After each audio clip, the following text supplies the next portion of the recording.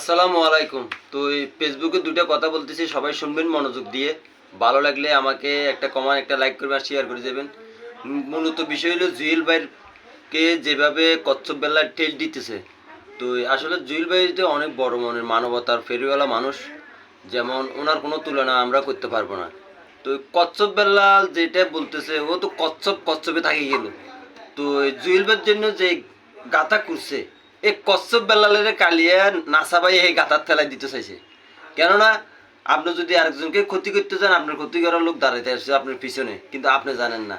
তো ওই নাসা ভাই যদি কালকে ওকে যেভাবে ধরছে, দেখতেছি যে মানে কমপ্লিট সাইজ করে ফেলতো। তো আসলে সবাই কি নিজের নিজে বড় মনে করবেন না, আপনাকে মানুষের বড় বলতে হবে।